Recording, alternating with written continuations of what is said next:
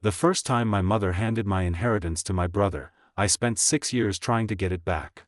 The second time, I pushed the transfer papers across the table and said, "You forgot the voting rights." My mother froze. My younger brother stopped smiling. And that was how I knew I had really come back. 6 years earlier. March 4th, 10:17 a.m. I was sitting in the conference room of Grace & Pike, the law firm that had handled my father's estate. Same walnut table. Same gray rain against the windows. Same coffee stain near my mother's left hand.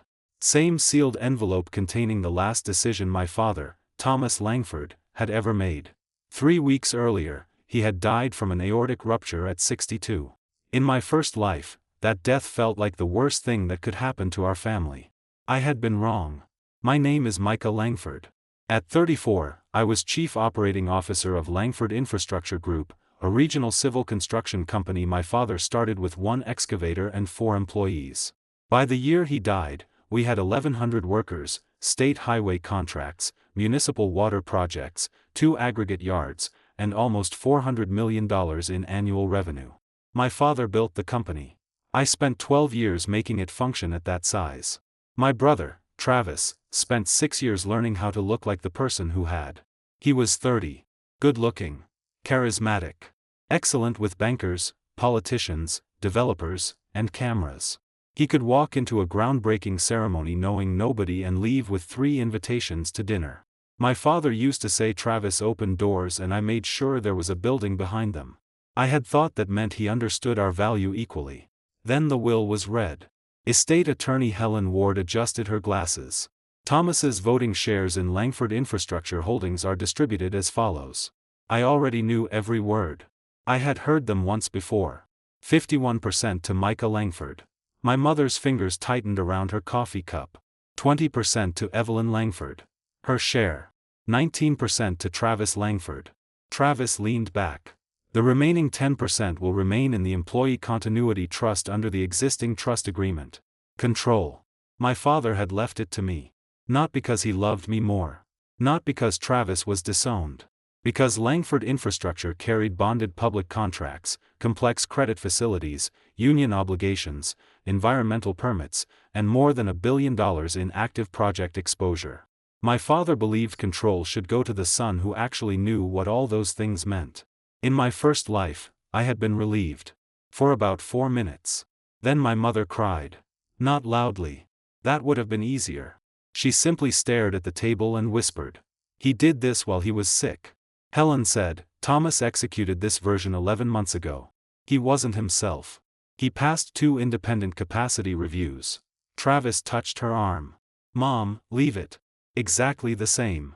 Every word. He had practiced appearing reluctant. My mother turned to me. Micah, your father always wanted his sons treated equally. I remembered what I said the first time. This isn't equal because our jobs weren't equal. That sentence detonated the family. My mother accused me of using our father's death to steal the company. Travis walked out. 3 directors called before dinner. By the end of the week, family grief had become a proxy war. I fought for what my father left me. Then I spent 6 years paying for winning. This time, I said nothing. Helen continued through the estate. My mother received the primary residence, investment accounts, and lifetime use of the family property in North Carolina. Travis received cash, 2 commercial properties, and his 19% company stake. I received the controlling shares plus my father's interest in Langford Engineering Services, the small technical subsidiary where our most valuable engineering staff and licenses sat. That last asset had seemed insignificant in my first life. Compared with the holding company, it was. Only 32 employees. Less than $9 million in annual revenue. My mother barely cared about it. Neither did Travis. I did now.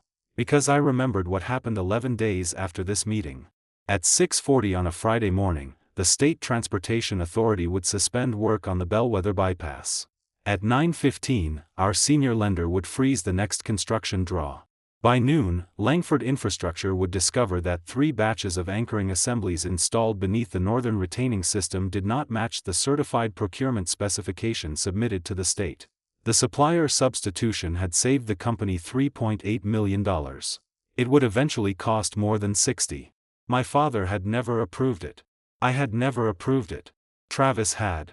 Through an email chain nobody found until months later. But that was not what destroyed me in my first life. I did that myself. Because when the crisis hit, Travis was technically Chief Development Officer. I was controlling shareholder and COO. My mother begged me not to expose him. The board begged me to stabilize the company first. Our lender required fresh executive certifications before releasing emergency remediation financing. I signed them. Then I spent 2 years trying to repair a project whose procurement history I had not created. When investigators later found altered quality control records, my signature was the one sitting on top of the remediation package. I was never convicted of fraud. That part mattered. But I lost my professional engineering license for 18 months after regulators concluded I had certified corrective work without independently validating underlying procurement records. I pledged personal assets to keep payroll alive. Sold my house. Borrowed against my shares. And when I finally uncovered the complete email trail proving Travis authorized the substitution before Dad died, my mother asked me to keep it private. Again. For the family. Again. I did. By year 6, Travis still had his houses. Mom still called him the son who had made mistakes. I had creditors. A damaged career. And one night after leaving a restructuring meeting at 1:20 a.m., I fell asleep behind the wheel. The last thing I remembered from my first life was a concrete median coming through the rain. Then I opened my eyes in this conference room. March 4th. 10:17. My father had been dead 3 weeks. My brother had not yet destroyed the company. And my mother was about to ask me for the same thing. Helen finished reading the will. Nobody spoke. My mother folded her hands. Micah. There it was. We need to talk about the shares. Travis sighed. Mom. Your brother should hear this. He looked at me with carefully measured discomfort. I told her not to bring this up today. A lie. In my first life, I later found messages proving they had discussed the transfer before Dad's funeral. My mother had already asked Helen's firm whether the beneficiaries could sign a post-death family settlement. They could. As long as everyone consented and tax treatment was properly documented. My mother looked at me. Your father made a mistake. I leaned back. What mistake? He gave one son control over something both sons built. Travis said quietly, I'm not asking for control. Also a lie. My mother continued. You have engineering. Operations. You have your own career. And Travis? He has the vision to take Langford forward. I almost admired how perfectly memory preserved pain. The first time, every sentence felt like a knife. Now they sounded like lines from a movie I had already watched. Mom slid a folder toward me. I asked Helen to prepare an alternative distribution. Helen immediately corrected her. You asked our estate group to draft a proposed family settlement. I have advised all beneficiaries to obtain independent counsel before signing. My mother hated that clarification the first time too. I opened the folder. Same arrangement. I would transfer 33 percentage points of my inherited voting stock to Travis. Mom would transfer 11 of hers. Final voting positions. Travis, 63%. Me, 18. Mom, 9. Employee trust, 10. Travis would control Langford infrastructure. In exchange, I received an additional $5 million cash distribution from the estate and full ownership of Langford Engineering Services. In my first life, I called it an insult. $5 million for control of a company worth hundreds of millions. Now I saw something else. An exit. A clean one. I turned to Helen. If I sign this, does Travis receive Dad's voting rights immediately upon probate distribution? Subject to court acceptance of the settlement and normal estate administration, yes. Does the agreement also assign Dad's nomination rights under the senior credit facility? Helen studied me. That provision is in Exhibit C. My brother stopped pretending to be bored. What are you doing? I ignored him. Under Dad's death provision, the controlling successor has to provide the bank with a new beneficial control certificate, correct? Helen nodded slowly. Yes. And the board has to appoint or confirm the executive authorized to sign project certifications after the ownership change. That is a corporate matter, but yes. My mother frowned. Why does that matter? It mattered because in 11 days the bank would demand exactly those certifications. In my first life, I had been the controlling successor. I had signed. This time, Travis would. I smiled. It doesn't. Then I picked up the settlement. My mother stared at me. You're considering it? No. Her face hardened. Then I pulled the unsigned signature page from the back. I'm accepting it. Travis sat forward. What? I looked at him. You said you should control the company. I said no such thing. Then we don't need the agreement. His mouth closed. Mom jumped in immediately. He means the family should be balanced. 63% sounds balanced. She ignored that. I turned to Helen. Do I need independent counsel before executing? You are entitled to it, and I strongly recommend it. Can I waive that recommendation? Yes, with written acknowledgement. Prepare it. My mother looked almost suspicious now. This was too easy. In the first life, she had needed 8 months to grind me down. This time I was helping. I pointed to Exhibit C. One thing is incomplete. Helen leaned toward the document. What? Dad's board designation rights. The settlement transferred shares but left his personal nomination authority unresolved until the next annual meeting. That meant I could technically retain influence over 2 director seats for months. I did not want it. Assign those rights to Travis too. The room went silent. Travis looked at me. Why?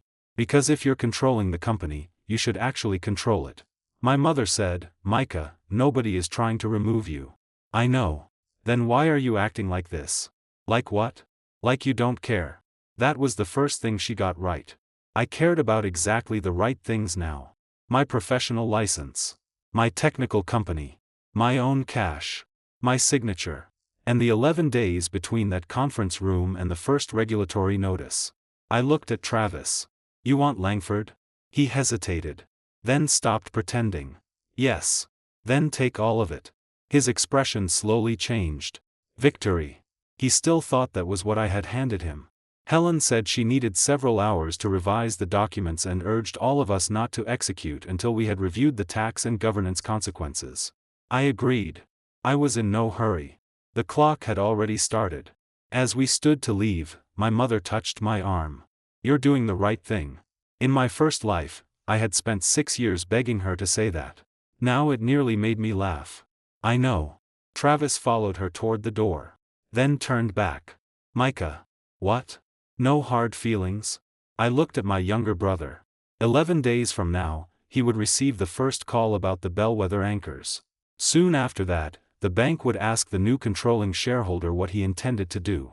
The board would ask its new power center who should take executive responsibility.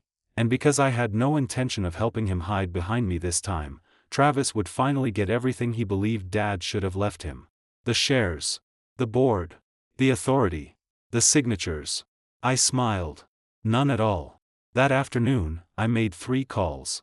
The first was to an independent estate attorney. The second was to the bank that held my personal mortgage. The third was to Langford Engineering Services. I told its managing director to prepare a complete separation plan from the parent company. Payroll. Insurance. Software licenses. Professional liability coverage. Staff contracts. Every dependency. He sounded confused. Micah, why? Because in 11 days, I don't want a single engineer's license depending on Langford infrastructure. What happens in 11 days? I looked through the window at the rain. In my first life, that date had been the beginning of my ruin.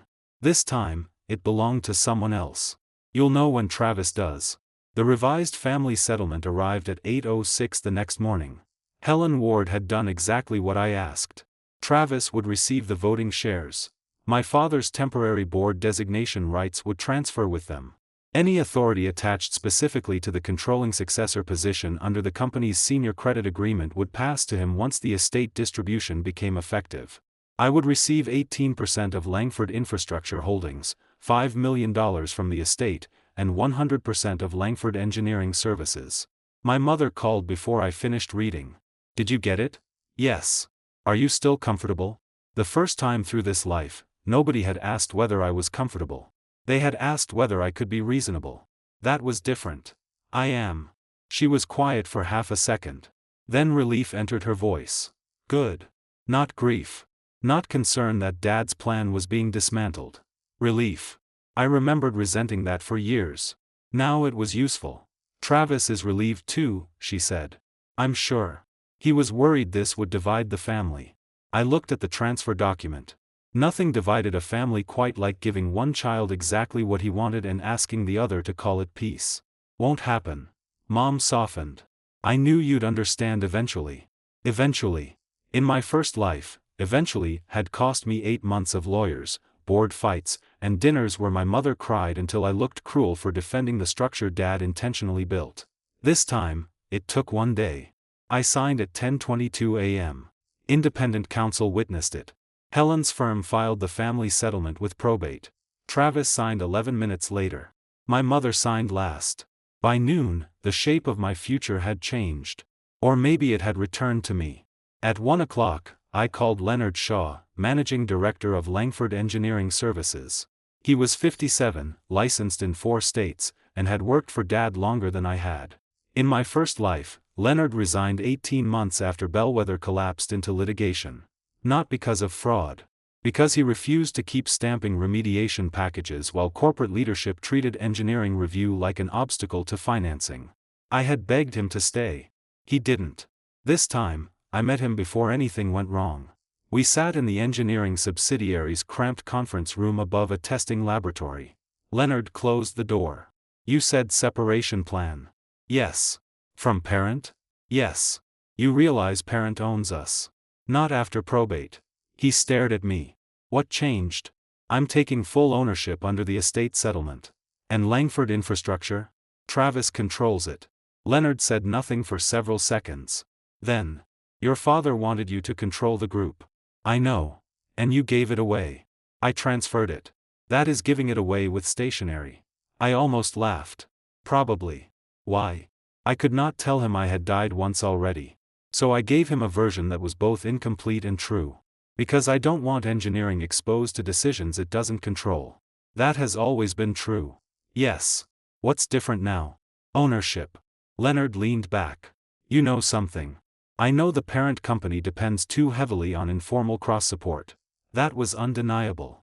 Langford Engineering shared HR systems, insurance policies, software licenses, office leases, and bank guarantees with the larger group. It was efficient. Until the parent company had a crisis.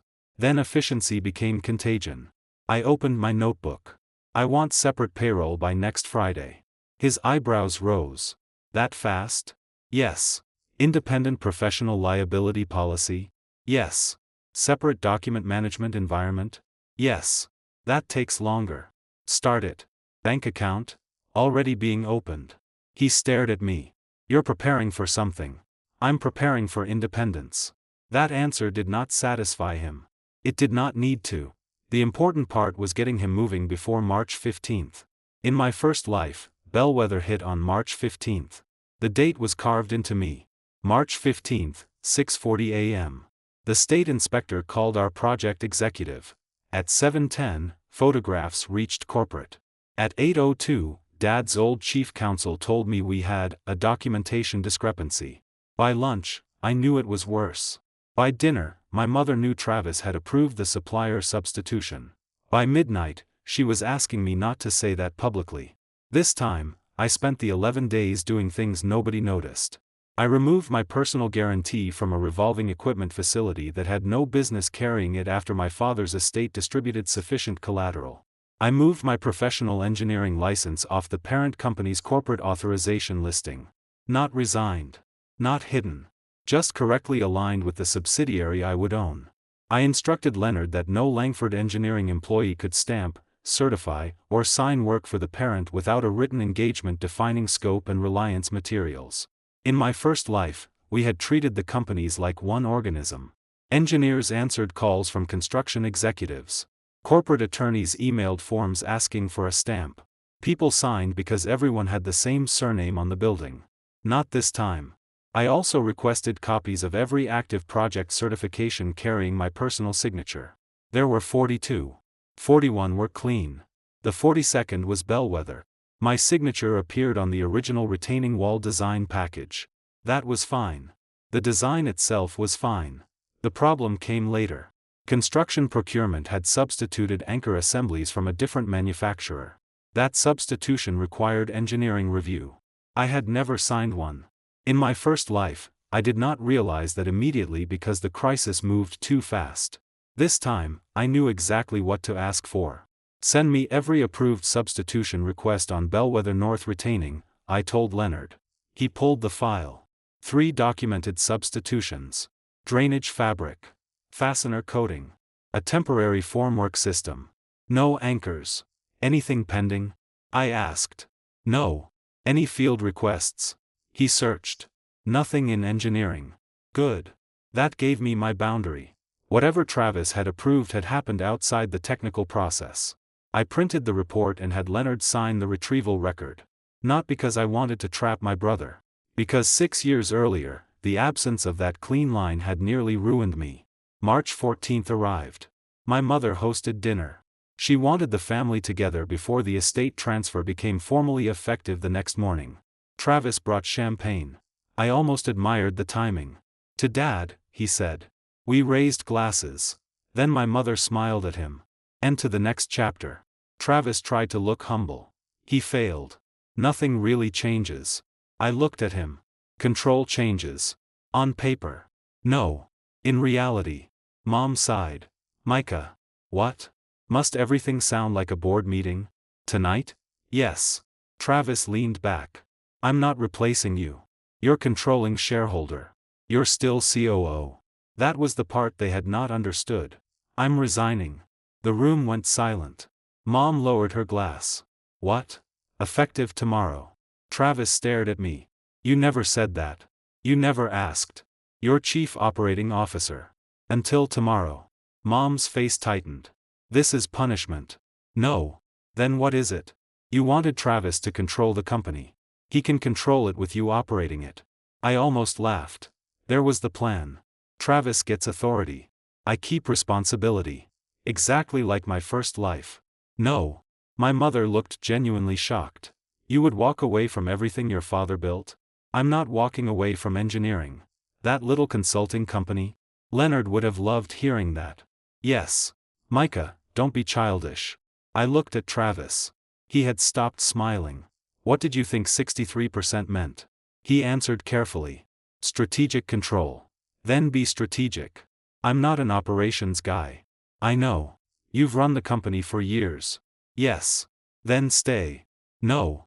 He pushed his chair back. So this was the game. What game? You sign the shares over, then dump everything on me so you can watch me fail. Interesting. He was afraid already. I had not mentioned Bellwether. I had not accused him of anything. Still, the idea of actually carrying what came with control frightened him. I said, if you think you're going to fail, maybe you shouldn't have accepted the shares. My mother snapped. That is enough. I looked at her.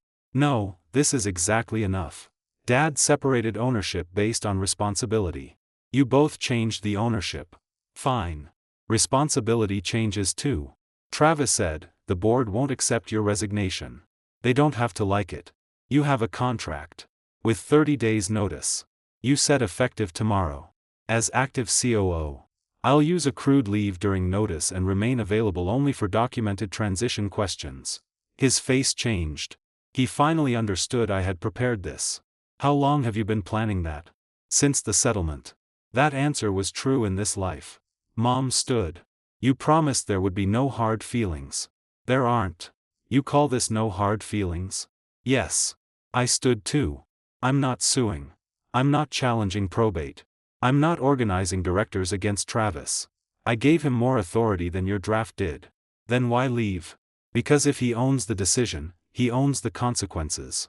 Nobody spoke after that. At 8:30 the next morning, the estate settlement became effective. Travis Langford became controlling shareholder of Langford Infrastructure Holdings.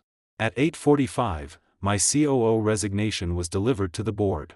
At 9:10, the general counsel called me 6 times. I answered the 6th. Micah, what the hell? Good morning, Randall. We need continuity. You have a CEO. Our CEO handles external strategy. Then expand his job. You know Travis isn't ready to run operations.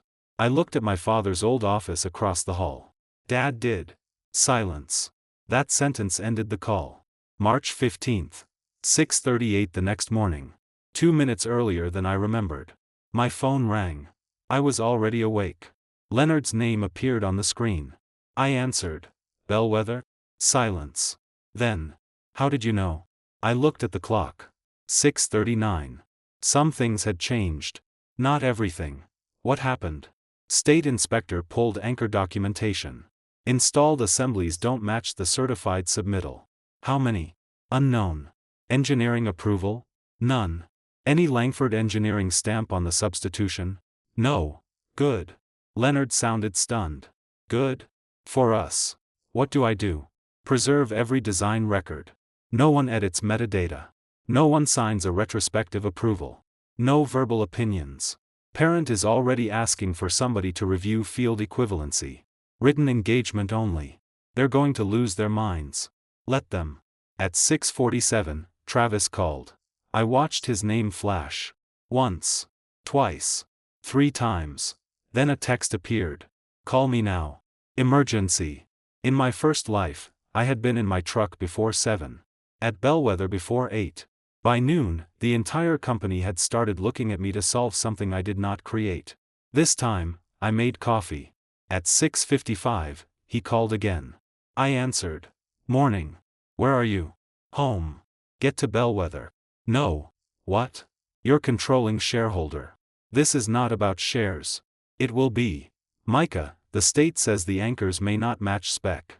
I heard. How? Engineering got contacted. So get over here. I don't work for Langford Infrastructure anymore. You're still in notice. On leave. You cannot hide behind technicalities while the company burns. I looked out the kitchen window. No one is burning yet.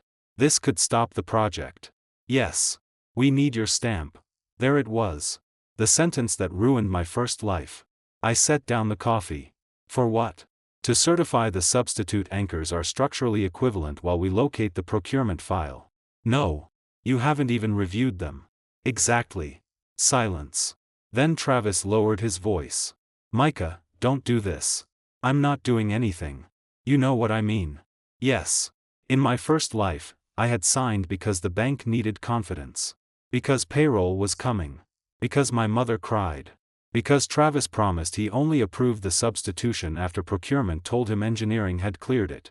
Because I believed I could fix the paperwork after stabilizing the project. This time, I asked one question. Did you authorize the anchor substitution? He stopped breathing. Only for a second. But I heard it. Why would you ask that? Did you? I approved a cost review. That isn't what I asked. Procurement handled the technical side. Did you sign the commercial substitution? Another silence. Then. We can sort blame out later. I smiled. No. Micah. You wanted control. This has nothing to do with Mom's settlement. It has everything to do with it. At 7:03, another call appeared while Travis was still on the line. Langford Infrastructure's senior lender. Exactly as I remembered. I looked at the second incoming call. Then said to my brother. You should answer your bank. What? They're probably calling you next. How would you know that? I ended the call. At 7:05, I opened the document Helen Ward had finalized 11 days earlier. Exhibit C. Controlling Successor Rights. Board Nomination Authority. Beneficial Control Certification. Every line my brother had accepted. Every line I had helped transfer. In my first life, I fought for an inheritance because I thought ownership was the prize. It took dying to understand what my father had really left me. Not wealth. Responsibility. This time, my brother wanted it. So I gave him every page. At 7:18, Leonard texted. State issued formal stop work on Bellwether North Wall.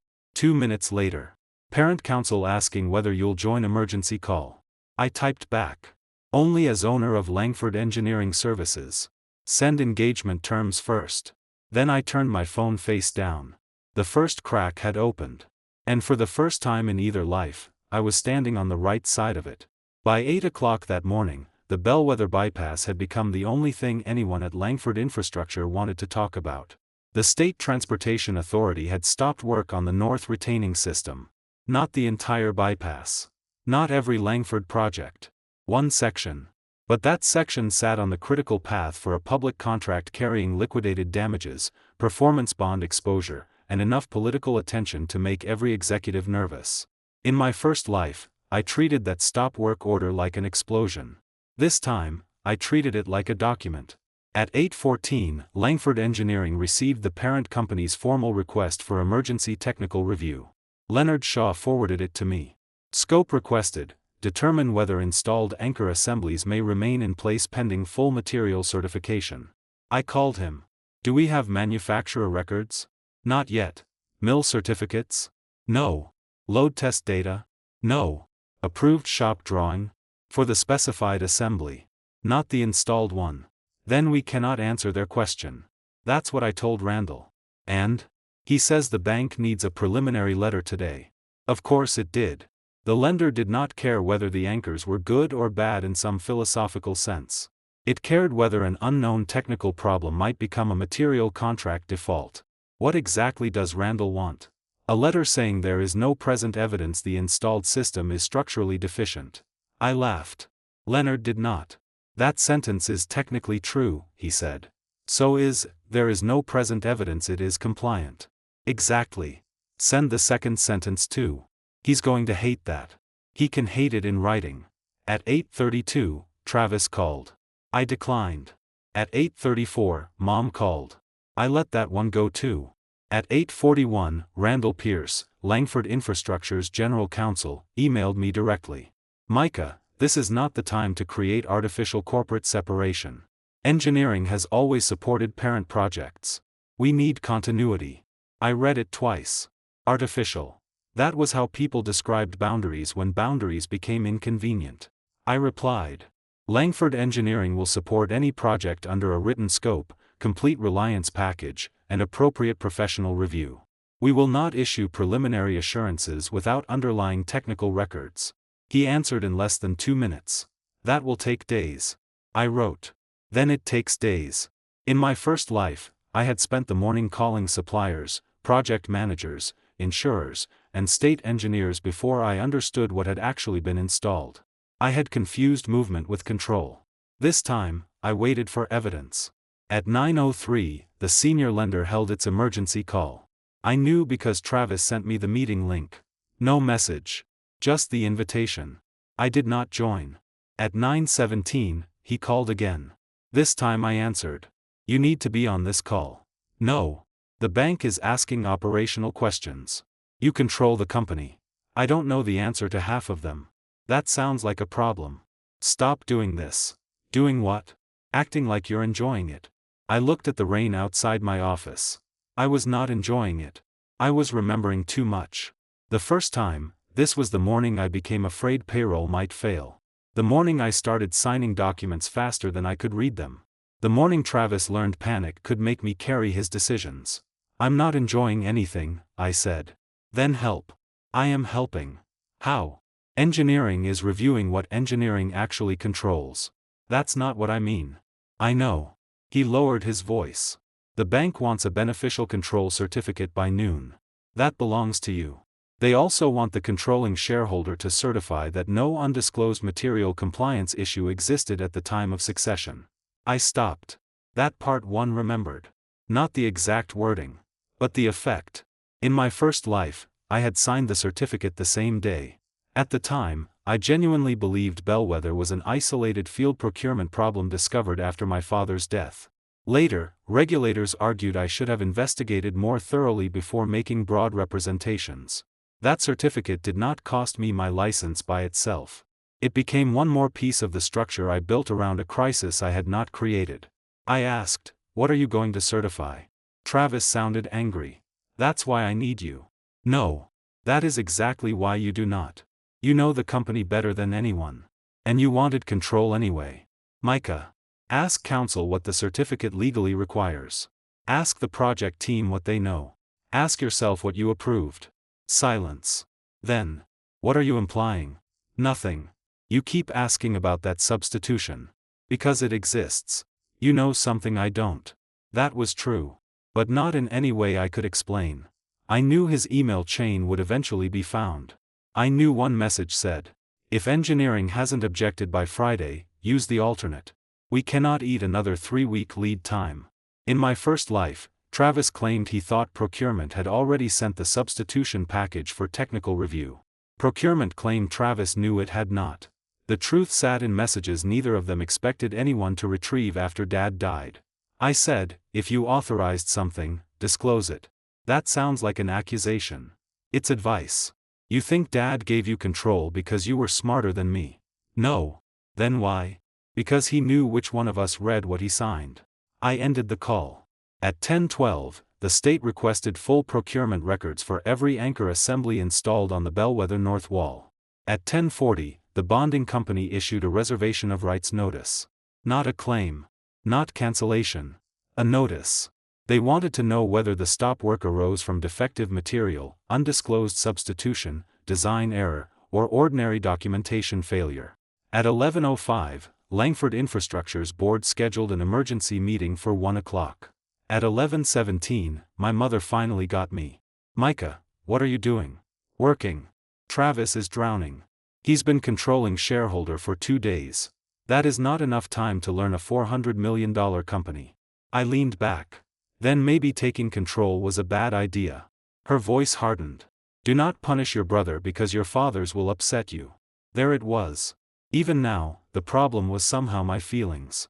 Mom, the state stopped a project because installed materials do not match approved documents. I know. Did I install them? No. Did I approve them? I don't know.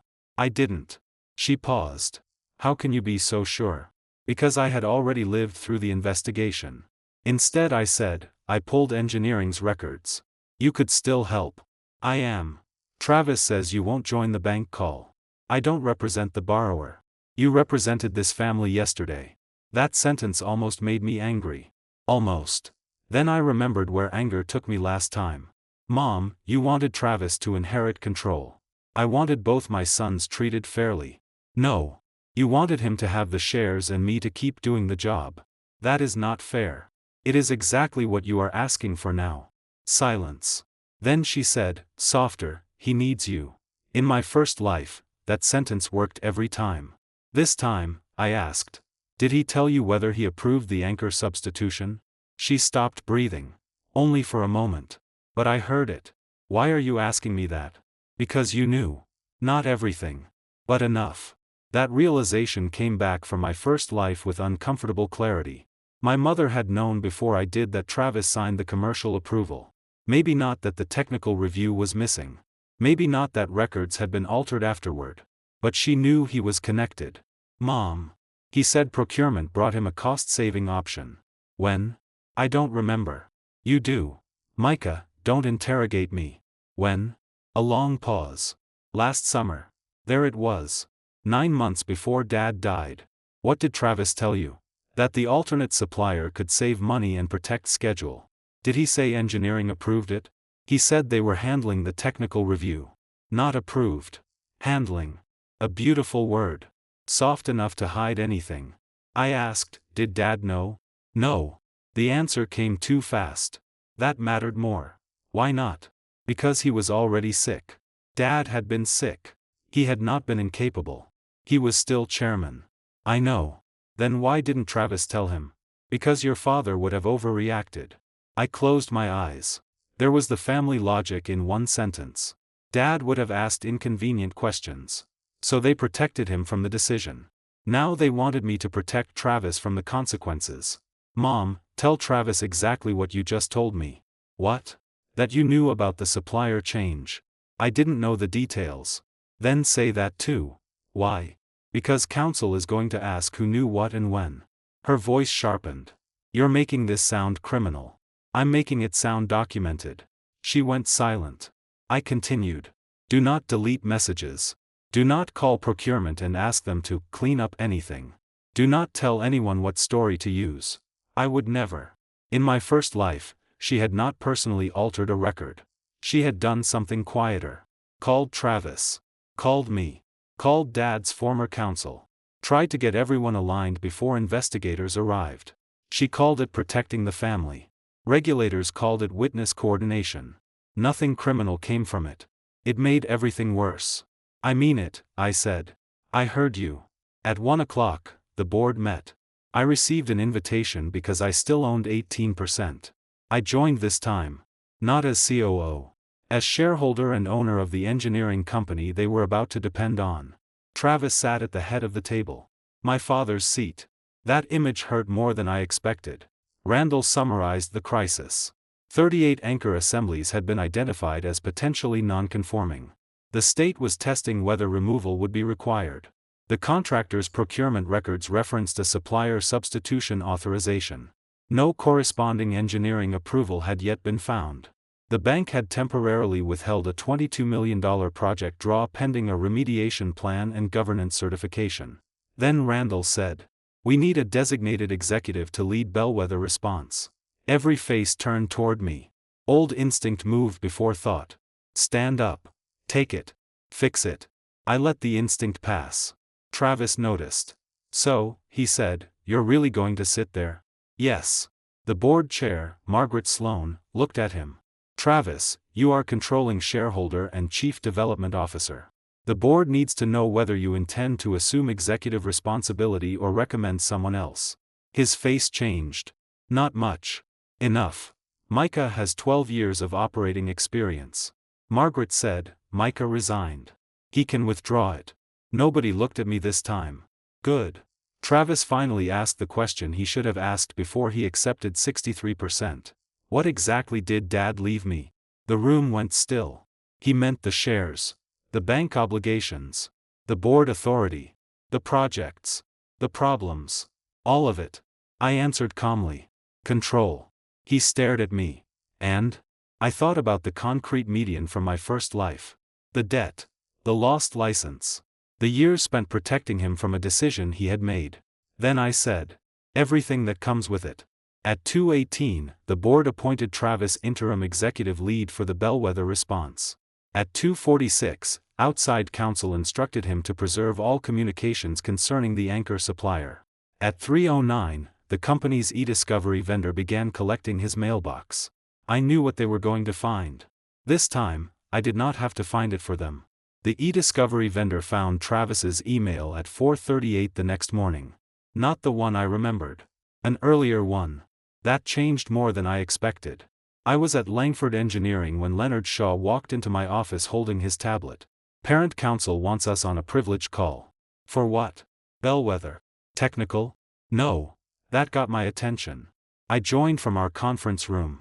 Randall Pierce was there. So was outside investigations counsel, Sandra Whitcomb. Travis appeared from headquarters. Margaret Sloan represented the board. My mother was not invited. Sandra began. "We recovered communications concerning the anchor substitution." Travis leaned toward his camera.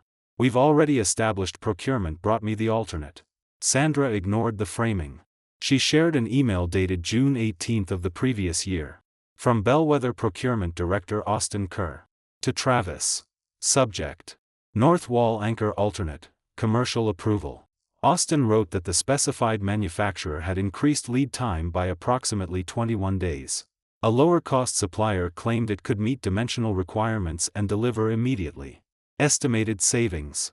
$3.8 million. Then came the sentence I remembered. "Engineering review package is being assembled. If you want us to hold until formal technical approval, we will lose the current production slot." Below it was Travis's answer. "We cannot eat another 3-week delay. Lock the commercial order now. Engineering can validate equivalency in parallel. No ambiguity." He authorized purchase before technical approval. Travis spoke immediately. "That is not authorization to install." Sandra nodded. "Correct. Important distinction." Then she opened the next email. 3 weeks later. Austin again. "Material has arrived. Field team asking whether to release for installation. Formal substitution response still outstanding." Travis replied. "Why is it outstanding?" Austin. "Engineering says they never received complete manufacturer test package. Supplier says remaining certificates are coming." Then Travis. "We are not parking a critical path wall over paperwork the vendor says is coming. If engineering has identified an actual deficiency, send it. Otherwise proceed and close documentation behind field." The room went silent. That one I remembered. Almost. In my first life, I found only part of the chain early. The complete version came later. Too late. Sandra asked, Travis, what did proceed mean? He looked at her. Continue project activity. What project activity? I don't remember the specific context. It was a request to release anchor assemblies for installation. I know what the email says. So? His jaw tightened. I expected procurement to comply with all technical requirements. Sandra did not raise her voice. You told them to proceed before those requirements were complete. I said if engineering identified an actual deficiency, they should send it. Leonard finally spoke. That reverses the approval process. Travis turned toward him. What? You don't install first because engineering hasn't yet proven a substitute is bad. I didn't say install first. You told procurement to proceed. Commercially. Sandra asked, then why did Austin forward your message to the field superintendent with the note, executive clearance to release? Travis stopped. That was new even to me. The field superintendent replied. Copy. Installing North Run tomorrow. No response from Travis. No correction. No one told them to stop. 38 anchor assemblies went into the wall. The same 38 the state was now questioning. Margaret Sloan asked, were any field installation records altered? Sandra answered carefully. We are not prepared to make that finding. Good. No leap. No premature accusation. What do we know? The original material receiving record correctly identifies the alternate manufacturer. Then where did the state-certified package get the specified manufacturer? Sandra opened another document. For months after installation, during a progress payment submission, someone assembled the monthly quality packet using the original approved anchor schedule rather than the field receiving record. That packet showed the specified product. Whether it was deliberate concealment or careless document assembly was still under investigation.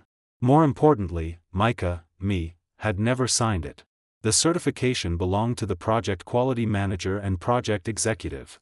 I remembered how much that fact had eventually saved me in my first life. Not enough. Because later, during remediation, I signed broader certifications that pulled me into the mess. Not this time. Sandra looked at me. Micah, did Langford Engineering ever receive the complete alternate package? Leonard answered before I did. No. We verified document management logs, I added. A partial submittal came in June 20th. It lacked long-term coding test results, manufacturer fatigue data, and the site-specific load table. Engineering requested completion. Nothing complete arrived. Did anyone approve equivalency verbally?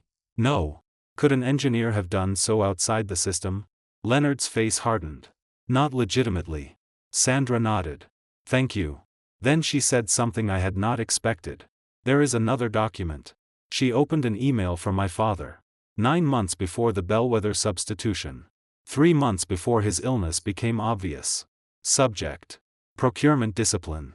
Dad had sent it to Travis, me, Randall, and the project leadership team after an unrelated dispute on a municipal pumping station contract. I remembered the dispute. I did not remember the email. Dad wrote. Schedule pressure does not convert a technical approval into a commercial judgment. If engineering approval is required, the answer is no until engineering says yes. No one in development, procurement, or operations may substitute, no objection received, for documented approval. One sentence was bolded. Silence is not approval. I stared at it. Travis looked worse. Sandra asked him, do you remember receiving this? Yes. Did you understand it? Yes. Then why did you later tell procurement to proceed unless engineering identified an actual deficiency? He rubbed his face. Because bellwether was already behind. That explains pressure. Yes. It does not answer the question. He looked directly into his camera. I thought the alternate would pass. There it was. Not corruption. Not a secret kickback. Not yet, anyway. Judgment. His. He believed the technical approval was inevitable, so he treated the process as something that could catch up later. My father had warned him not to do exactly that. Travis did it anyway. Margaret asked, did Thomas know about the bellwether substitution before he died? Sandra shook her head. We have found no evidence. That mattered. Dad's will was not some prophetic trap built around bellwether. He did not leave me control because he secretly knew Travis had already compromised the project. The will came first. The bellwether decision came later. My father had simply understood our differences better than my mother wanted to admit. He knew Travis saw a delayed decision as a problem to overcome. He knew I was the one who read the engineering condition before approving the commercial one. That was why he had separated control the way he did. The meeting ended at 6:10. 5 minutes later, Mom called me. I answered. "You saw the emails?" "Yes. Travis says they're being taken out of context." "They aren't. He didn't know the product was bad. That isn't the standard. He thought engineering would approve it. Also not the standard. He was trying to save the schedule." "I know." Her voice tightened. "You sound like your father." That almost made me laugh. "Today, I'll take it." She was quiet. Then, "Your father was hard on Travis." There it was. The oldest family defense. Was that what you thought when you changed the inheritance? "I didn't change Dad's will. You asked me to. We made things fair." "No. You made Travis controlling shareholder. And gave you engineering and $5 million.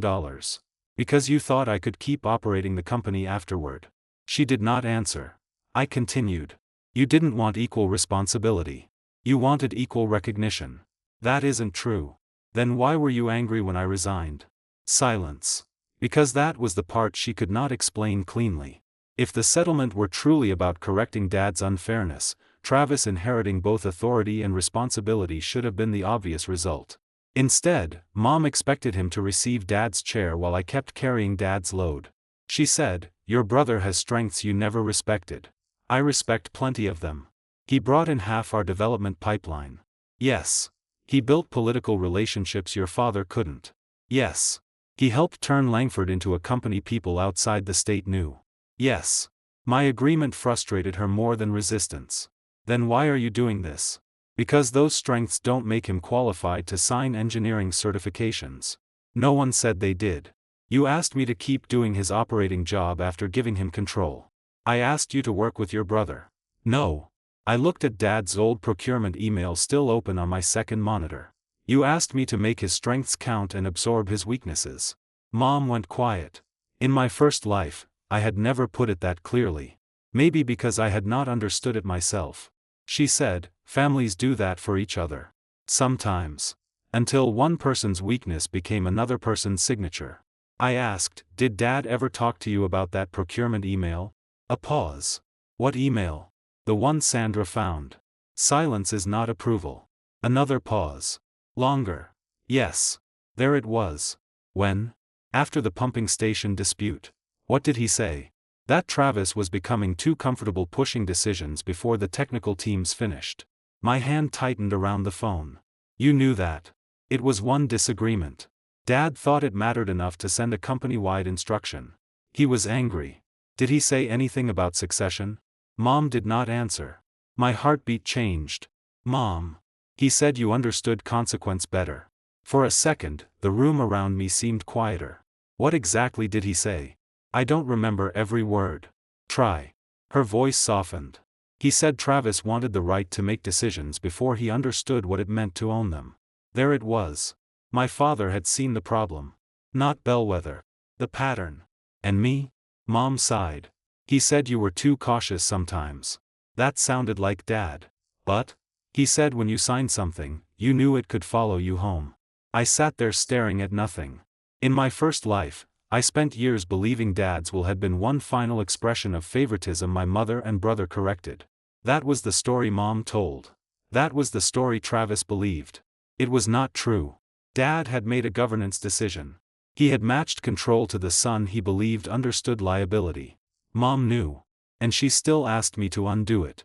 "Why didn't you tell me this when you asked for the shares?" "Because I thought your father was being unfair." "To Travis?" "Yes." "Why?"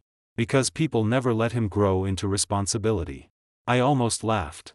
"You thought giving him control would make him responsible." "Yes. And keeping me as COO would make it safe." She stopped. That was the midpoint. Not that Mom secretly hated me. Not that Travis had manipulated the will. Not that Dad knew bellwether would explode. Mom genuinely believed she could correct what she saw as my father's bias by giving Travis authority while leaving me underneath him as the stabilizer. In her mind, everybody won. Travis got the chance Dad denied him.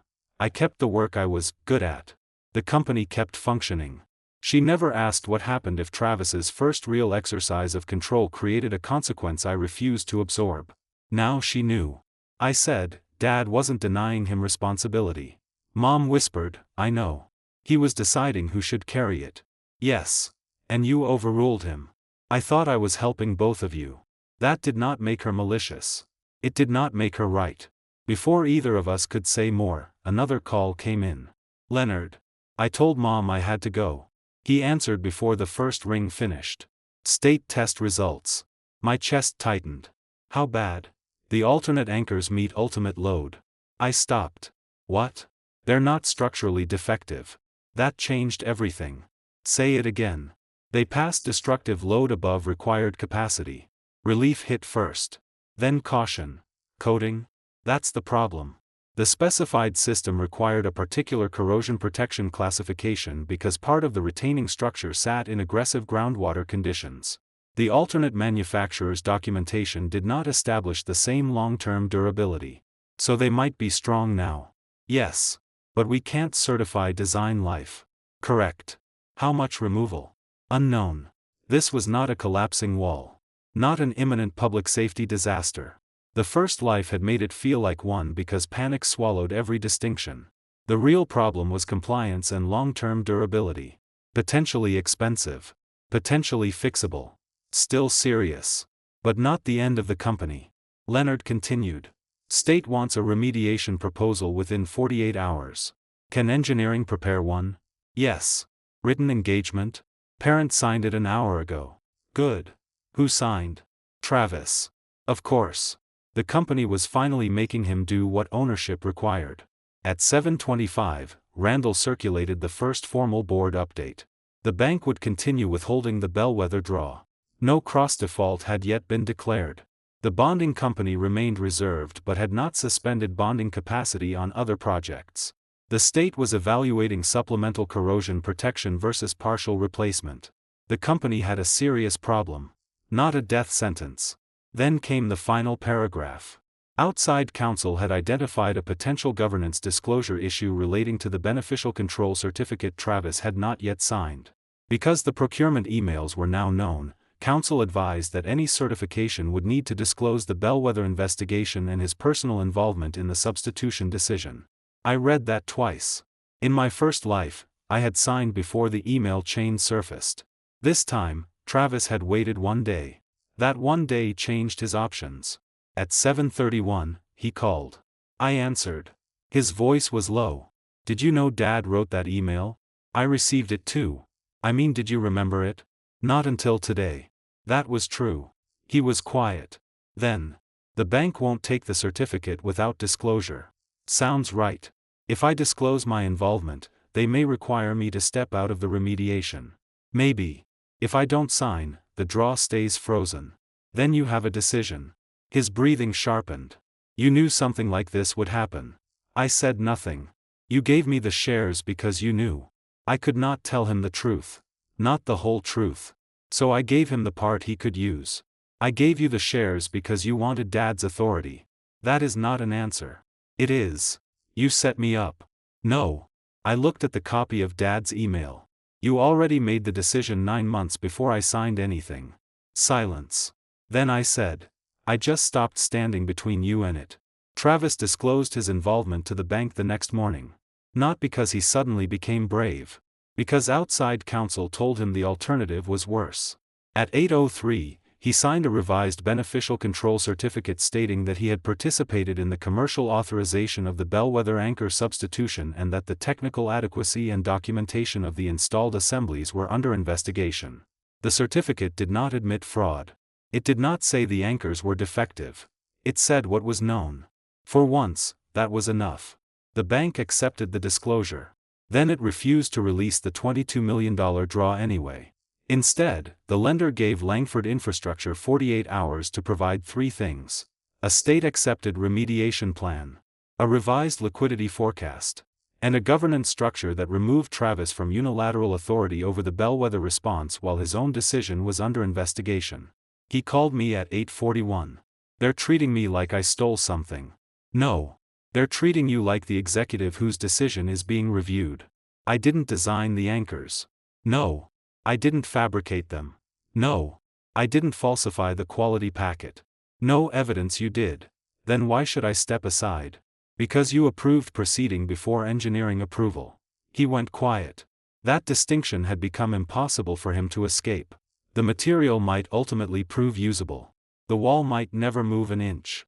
That still did not make his process correct. Travis said, Margaret wants an independent project executive. That sounds reasonable. Of course you think it does. Who? Darren Kessler. I knew Darren. Former regional vice president at one of our largest competitors. 61. No family ties. No patience for development executives who confused winning work with executing it. He's good. I know he's good. Then? If he takes Bellwether, the bank wants him to report directly to the independent directors. Also reasonable. Travis laughed without humor. You know what Mom says? I can guess. She says Dad's company is being taken away from us. There it was. The word us always became important when consequences arrived. I asked, what do you want me to do? Come back. No. Not as COO. No. You don't even know what I was going to ask. Yes, I do. He exhaled sharply. Board chair. That was actually different. Our current chair, Margaret Sloan, was independent and good at her job. But my father's death had left the family with fewer direct governance roles than Mom liked. If you chair, the bank will be more comfortable. Did the bank say that? No. Did Margaret? No. Then who did? Mom. I smiled. No. Micah, you own 18%. And? You know the company. Yes. You know Bellwether. Yes. And you're just going to sit outside while strangers decide what happens? Darren isn't a stranger. You know what I mean. I did. The Langford name was supposed to mean control. At least to Travis and Mom. Dad had understood something they had not. The name on the building mattered less than whether the person signing the document knew what followed. I'm not coming back, I said. What happens if the board removes me? As executive lead? As anything. That will be between you and the board. I control 63%. Then you can replace them. He went silent. He knew what I was really saying. He could use the inheritance exactly as Mom intended. Fire independent directors. Install loyal ones. Block the bank's preferred governance. Keep himself in charge. And watch the lender keep $22 million frozen while the bonding company reconsidered the rest of our public work portfolio. Control was real. So were the consequences of using it badly. I hate you right now, he said. I know. You planned this. No. Stop saying that. I planned to stop protecting you. That ended the call. At 10:15, Langford Engineering completed its preliminary remediation analysis. The alternate anchors met required ultimate strength. That was the good news. The corrosion system remained inadequately documented for the required service life. That was the bad news. Leonard's team proposed two possible cures. Remove and replace 38 anchors, which would require partial demolition of completed wall sections and at least 7 weeks of delay. Or perform supplemental corrosion isolation around accessible anchor heads, install monitoring points, and undertake additional testing to demonstrate equivalent durability. The second option was cheaper. But only if the state accepted it. Estimated cost. Between $11 million and $17 million. Not 60. In my first life, the final cost had exceeded 60 because we made 3 bad decisions after discovering the original one. We rushed a remediation. Argued with the state. Started corrective work before the design package was fully approved. Then had to redo part of that work. The first mistake had been expensive. Panic made it catastrophic. This time, I refused to let engineering participate in that cycle. At noon, Darren Kessler joined the board call. His first sentence made me like him more. No field work happens until the state signs the remediation path. Travis said, every day costs us liquidated damages. Darren answered, then count the damages. We could lose 7 figures. We could lose more by doing the wrong work twice. Exactly. The board voted 6-1 to appoint him independent bellwether executive. Travis voted no. Then he did something I had not expected. He did not use his shareholder power to overturn the decision. At least not yet. Maybe he was learning. Or maybe the bank had frightened him enough. At 2:20, the lender offered a temporary accommodation. It would release $9 million of the frozen draw to cover verified completed work unrelated to the disputed retaining section. The remaining $13 million would stay withheld until the state accepted remediation and governance conditions were satisfied. That meant payroll remained safe. Other projects kept moving. The company did not need me to pledge my house. That mattered more than I could explain to anyone. In my first life, by this point I had already discussed a personal liquidity line. I remembered sitting in a bank office promising assets because I thought protecting 1,100 employees required me to make the problem mine. Now the company was using its own balance sheet, its own board, its own lender relationship, the way it should have. At 4:05, my mother arrived at Langford Engineering without calling. Reception tried to stop her. I told them to let her in. She walked into my office carrying the family settlement folder. Same blue cover. Same document that transferred the shares 11 days earlier. She put it on my desk. Undo it. I stared at her. What? The transfer. I almost thought I had misunderstood. You wanted Travis to have control. I made a mistake. That was fast. Don't. She sat across from me. Her face looked older than it had 2 weeks earlier. The board is stripping him of authority. No. They removed him from one conflicted project. The bank doesn't trust him. The bank wants governance around a known issue. He's not ready. I leaned back. That was the first honest sentence she had spoken about the inheritance. Then why did you give it to him? I thought he would grow into it. In 11 days? I thought you would be there. There it was. No euphemism. No fairness. No family balance. The actual plan. Travis would inherit control. I would remain underneath it. Mom pushed the folder toward me. Helen says a new transfer can be structured.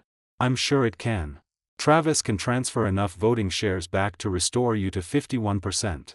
Does Travis agree? Her eyes moved away. No. I laughed. So this isn't even his idea. He's terrified. He should talk to his lawyer. He's your brother. Yes. You know how to fix this. I know how to help fix Bellwether. Then do it. Engineering is doing exactly that. I mean the company. No. Mom's frustration finally broke through. Your father would never sit by and watch Langford lose everything. Neither am I. You know what I mean. Yes. She wanted the old arrangement back. My name on control. My hands on operations. My signature between Travis and consequence. Mom, Langford is not losing everything. The bank froze money. Partially. The state stopped work.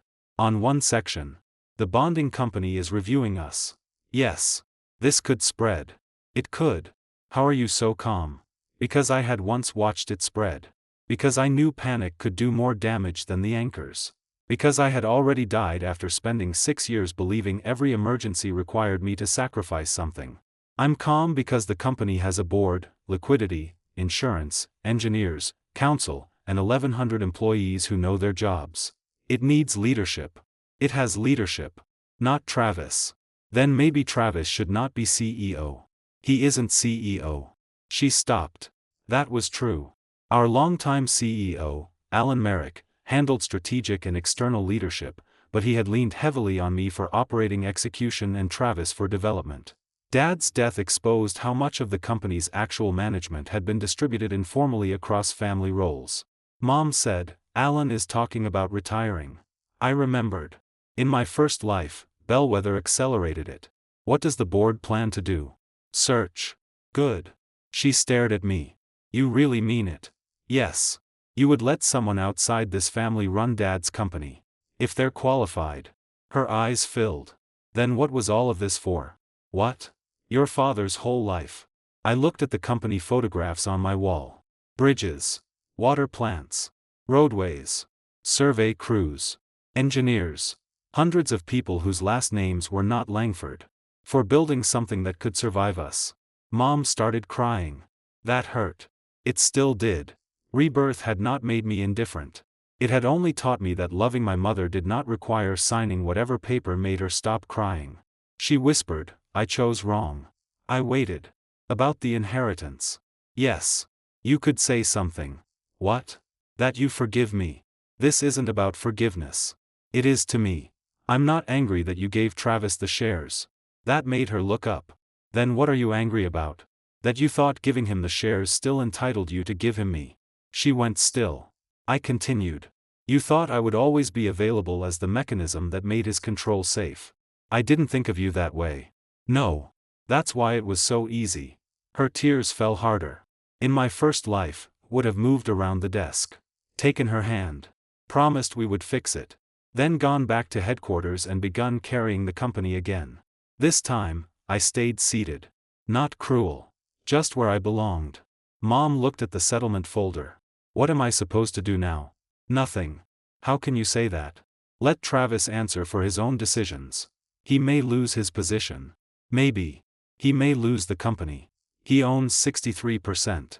Losing control would require him to choose something that causes that. She flinched. Can the bank force him to sell? Not because of Bellwether alone. Then what happens? We remediate the project. The investigation finishes. The board hires the executives it needs. That's it? If nobody makes it worse. That was the lesson I had paid 6 years to learn. The original problem was survivable. The cover-ups, rushed certifications, family pressure, and badly structured rescue decisions were what nearly killed us. Mom sat there for another minute. Then slowly pulled the folder back. At the door, she stopped. Did you know this would happen when you signed? The question was dangerous. I could not tell her about the median. The rain. Waking up 6 years earlier. So I answered carefully. I knew I was done signing for decisions I didn't make. She looked at me for a long time. Then left. At 6:11 that evening, the state accepted Langford Engineering's supplemental remediation concept for detailed design review. Not final approval. A path. The estimated project exposure narrowed to roughly $14 million plus delay costs. Serious. Manageable. At 6:30, the board sent another notice. Alan Merrick had accelerated his planned retirement and would leave the CEO role within 60 days. The search committee would consider internal and external candidates. Travis was not named interim CEO. Neither was I. At 6:47, Travis called. This time, his voice sounded less angry. Mom came to see you. Yes. She asked you to take the shares back. Yes. You said no. Yes. He was quiet. Then. Why? I almost told him because I had already watched what happened when I took responsibility for him. Instead, I said the part he could understand now. Because if I take them back the first time control hurts, then Mom was right. About what? That you never needed responsibility. You only needed the title. Silence. I expected him to hang up. He didn't. Finally he said, what if I don't know how to fix this? Then hire people who do. That's your answer? Yes. Dad would have fixed it himself. No. I thought about the procurement email. The structure he had built. The will he had written. Dad knew when the answer belonged to an engineer, a lawyer, a lender, or a board. Travis said nothing. For the first time in my second life, I heard something in my brother's silence that was not resentment. Fear. Real fear. The kind that sometimes came before responsibility. Whether he learned from it was no longer my job. The state approved Bellwether's remediation plan 9 days later. Not the cheapest version. Not the worst version. Langford Engineering's testing showed the alternate anchors could remain in place if the contractor installed supplemental corrosion isolation, added monitoring ports, and completed a 10-year inspection program beyond the original contract requirements. Total direct remediation cost. $13.6 million. Estimated schedule impact. 29 days. Liquidated damages exposure. Potentially another $4.2 million. Painful. Survivable. In my first life, those numbers would have looked like a miracle. Back then, we turned the same original problem into more than $60 million of damage because we kept trying to make the first consequence disappear. We rushed. Argued. Signed too early. Started work before the state finished reviewing it. Borrowed money under optimistic assumptions. Then spent years paying to correct the corrections. This time, Darren Kessler refused to move until every approval was in writing. The state approved. The bonding company accepted the plan. The senior lender released another $6 million of the frozen draw. The company could breathe. Then the board investigation finished. That was where Travis's real consequence landed. Sandra Whitcomb called the meeting at 9 o'clock on a Monday. I joined as an 18% shareholder and owner of the engineering company. Not management. That boundary had stopped feeling strange. Travis sat at headquarters beside Randall Pierce. Margaret Sloan chaired. My mother was not present. Sandra began with the quality packet. The incorrect manufacturer listing had not been created by Travis. The project quality manager, Edwin Mallory, had assembled the monthly progress package using the original approved materials schedule after procurement failed to upload the alternate receiving record into the quality folder. When a field engineer noticed the mismatch 2 months later, Edwin corrected the internal receiving index. He did not correct the package already sent to the state. Why? Because he believed formal engineering approval for the substitute was still coming and did not want to trigger a payment delay over what he considered a temporary documentation problem. Bad judgment. Serious. But investigators found no evidence Travis ordered him to falsify anything. That mattered. Travis was responsible for his own decision. Not every bad act that followed. Sandra said, "We found no evidence of kickbacks, supplier ownership conflicts, personal financial benefit, or intentional use of a product known to be structurally deficient." Travis visibly relaxed. Then she continued. "We did find repeated executive direction from Mr. Langford to proceed ahead of required technical approval when schedule pressure was high." His relief disappeared. Bellwether was not the only example. There were 4 other projects in 3 years where Travis had approved commercial commitments before technical review closed. 3 ended without incident because engineering later approved the material. 1 was cancelled before installation. None produced a safety failure. That was why nobody had treated the pattern as a crisis before. Success had hidden the defect. Travis said, "If engineering later approved 3 of them, that proves the commercial judgment wasn't reckless." Sandra replied, "No. It proves you were fortunate 3 times." He looked toward me. I did not react. She continued. "The issue is not whether executives may make commercial decisions under uncertainty. They do that every day. The issue is whether an executive may convert a required technical approval into a post hoc documentation step." Dad's email appeared again. Silence is not approval. Travis stared at it. Sandra's conclusion was simple. He had not committed fraud. He had not knowingly installed unsafe material. He had violated established governance by allowing critical path pressure to outrun technical approval. Bellwether turned that habit into a material loss. Margaret asked him to leave the meeting. He did. Then the independent directors voted. Travis would remain a director because his shareholding entitled him to nominate himself under the current agreement. He would remain controlling shareholder. But he would be removed as Chief Development Officer. Immediately. No severance for cause-related removal beyond vested compensation. He would have no executive authority over procurement, project execution, or technical approvals. If he wanted to participate in strategy, he could do so as a shareholder and director. Not as the person telling field teams to proceed. I thought about Mom's original argument. He has the vision to take Langford forward. Maybe he did.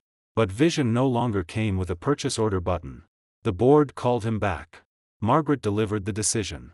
Travis did not explode. That surprised me. He asked, "Can I appeal?" "Yes." "Would the bank care?" Margaret answered honestly. "Very likely." He looked at Sandra. "Do you think the finding is wrong?" "No." Then he looked at me. I expected anger. Instead he asked, "Did Dad ever talk to you about taking me out of development?" "No."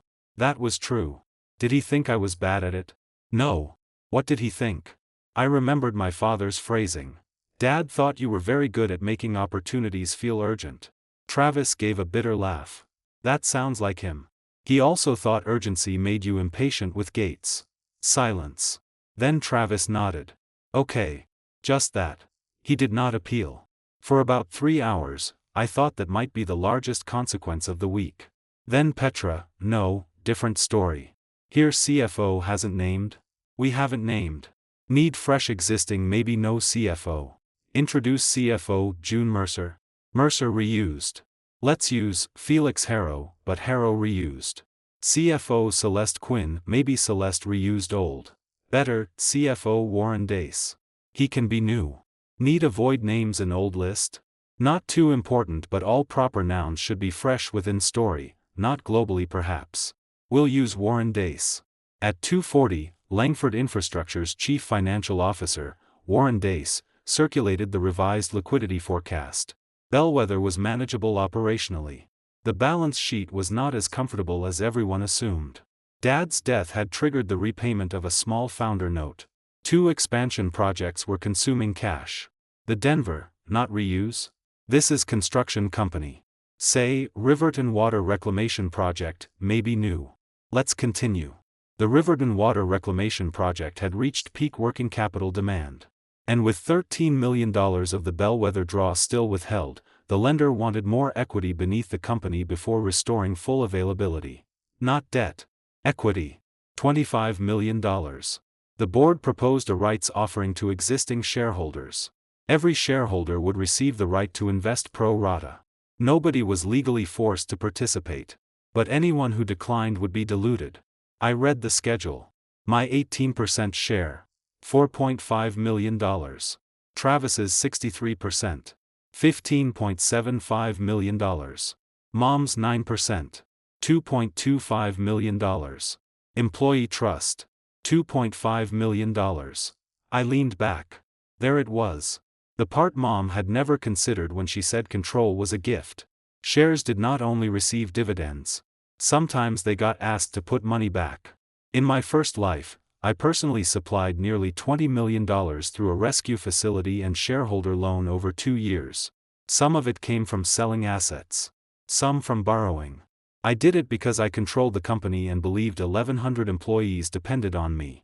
This time, the request went to the people who owned the percentages. Warren said, the offering is optional. If undersubscribed, the board can seek external capital. Margaret asked, at what valuation? Given the current project issue, probably lower than the estate valuation. Meaning dilution would hurt. A lot. Travis said nothing. I knew roughly what he had. His estate cash was substantial, but not $16 million in liquid funds. 2 commercial properties. Investment accounts. Some personal real estate. He could raise the money. It would cost him. Mom asked to join the financial portion of the call once she learned her own shares were affected. Margaret allowed it. She looked at the offering schedule and immediately said, why does the family have to put in $22 million? Warren corrected her. The shareholders may choose whether to participate. But if we don't, outsiders take part of the company. Potentially. She looked at me. You can cover it. The room became silent. Not because the amount was impossible for me. Between the $5 million estate distribution, my existing investments, and liquidity available through Langford Engineering, I could fund my $4.5 million. Possibly more. That was the problem. Mom still saw my resources as the family's emergency reserve. I said, I'll subscribe for my 18%. Her expression shifted. What about the rest? What rest? Travis's portion. I looked at my brother. He looked back. This time, I said nothing. He answered for himself. That's mine. Mom turned to him. You don't have $16 million in cash. I know. You'd have to sell something. Probably. The Raleigh properties? Maybe. Your father gave you those. Travis almost smiled. He gave Micah 51% too. That stopped her. A few weeks earlier, he would have let Mom fight this battle. Now he was doing something different. He looked at Warren. If I don't subscribe fully, how far can I dilute? The CFO pulled up the model. If I subscribed fully. If Mom subscribed fully. If the employee trust used its available reserve. And if outside investors purchased the unsubscribed balance at the proposed valuation. Travis could fall from 63% to somewhere around 45%, depending on final pricing. Still the largest shareholder. No longer controlling. His face went pale. There it was. The inheritance Mom had fought to give him could disappear not because anyone stole it, but because keeping it required capital. She turned to me again. Micah, you cannot let that happen. I'm not doing anything to make it happen. You could subscribe for the family's balance and transfer it back later. I almost laughed. That was the first life in one sentence. I put in the money. Travis keeps the control. Mom calls it family. No. Her face tightened. You have the liquidity. So does the market. He's your brother. Yes. Dad would never want outsiders taking the company. I looked at the old procurement email in my notes. Dad had wanted the company governed well enough to survive its owners. He wanted Langford solvent. Mom said, "This is your chance to fix the inheritance without embarrassing Travis." My brother suddenly spoke. "Stop." She turned. "Travis." I said stop. I had never heard him use that tone with her. He looked at me. "You're funding your 18? Yes. No more?" "No." He nodded. Then looked at Warren. "When do I have to commit?" 7 business days. "And if I fund the full 1575? You preserve your percentage, subject to everyone else participating proportionally." Travis sat back. "Fine." Mom stared at him. "With what money?" He looked tired. "The things I own." "Which things?" "The Raleigh buildings. Brokerage account. Maybe the lake house." Her face broke. "That house belonged to your father." "No. It belongs to me." That was the first thing he had said in weeks that sounded like he finally understood inheritance. Not a trophy. Not proof Dad loved him. Property. With consequences. Mom whispered, "You shouldn't have to lose everything because of one mistake." Travis looked at her. "I'm not losing everything. You're selling what Dad left you to save what Dad left you." He gave a short, humorless laugh. "Sounds like control." I looked away before either of them could see me smile. 7 days later, the rights offering closed. I invested $4.5 million. Mom invested her $2.25 million after 2 days of complaining. The employee trust participated fully. Travis sold one commercial property, borrowed conservatively against the second, liquidated most of his marketable investments, and subscribed for the full $15.75 million. He preserved 63%. But the cost was now real. No congratulatory champagne. No family dinner. No pretending those shares were free wealth Dad had unfairly withheld. At the same time, the state approved final bellwether remediation. The bank restored the remaining project draw subject to monthly reporting. The bonding company maintained capacity. Langford Infrastructure would survive. Travis would survive too. But he had lost his executive title and converted much of the liquid wealth Mom fought to give him into capital trapped inside the company he insisted on controlling. At 6:20 on the night the rights offering closed, he came to Langford Engineering. No appointment. I let him in. He sat across from me. For a while, neither of us spoke. Then he said, "I thought 63% meant I won." I looked at him. "And now?" He laughed once. "Now I own 63% of every problem Margaret emails me about." That was closer. He leaned back. "Did you know there'd be a capital call?" "No." That was true. In my first life, the financing structure had been different because I personally stepped in before the board needed one. This consequence was new. He studied me. "You really didn't?" "No." "Then why did you look so calm when Warren announced it?" "Because I had already spent one life learning what ownership demanded. I knew control eventually sends a bill." Travis looked down. Then asked, "Is that why Dad chose you?" I thought about lying. Making it easier. I didn't. "Partly." He nodded slowly. For once, he did not argue. The inheritance was still his. I had helped make sure of it. Now, for the first time, so was the weight. Langford Infrastructure appointed its first non-family CEO 46 days after Bellwether stopped work. Her name was Rebecca Dorsey. 52. Former Chief Operating Officer of a national heavy civil contractor. She had run highway divisions larger than our entire company and had no emotional attachment to the Langford name on the headquarters wall. My mother hated the idea before she met her. Then hated it more after. "She doesn't understand what your father built." We were sitting in my kitchen. Mom had started coming by again after the rights offering. Not often. Always without the blue settlement folder. That's what due diligence is for. This isn't a portfolio company. No. It's a construction company. You know what I mean. I did. To Mom, Langford Infrastructure was Dad converted into buildings, trucks, contracts, and a logo. Putting an outsider in the CEO chair felt like letting someone else inherit him. To me, that was exactly why Rebecca made sense. Dad was gone. The company had to stop pretending the next generation could reconstruct him by dividing his roles between 2 sons. "Travis supports her," I said. Mom looked offended. "He barely knows her. He interviewed her 3 times. He should run it himself." He just lost his executive position over Bellwether. That doesn't mean forever. No. But you think he shouldn't get another chance? I think he should learn to be an owner before trying to become an operator again. Mom stared at me. You sound very satisfied with how this turned out. I put down my coffee. That accusation would have worked on me once. I died trying to make the other version work. The thought came so naturally I almost said it aloud. Instead, I'm satisfied the company survived. Your brother sold half of what your father left him. One commercial property. And emptied his investment accounts. To preserve 63%. That doesn't bother you? No. It should. Why? Because you could have prevented it. There it was again.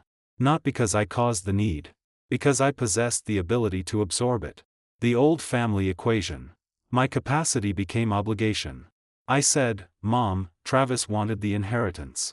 I know. He still has it. At what cost? I looked at her.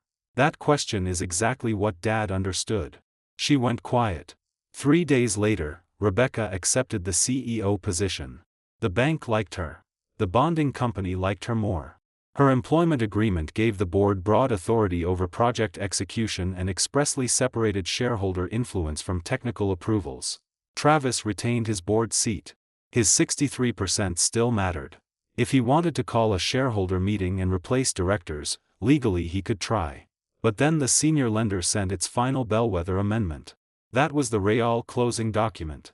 To restore Langford's full credit availability and remove the temporary reporting restrictions, the bank wanted a 3-year governance covenant.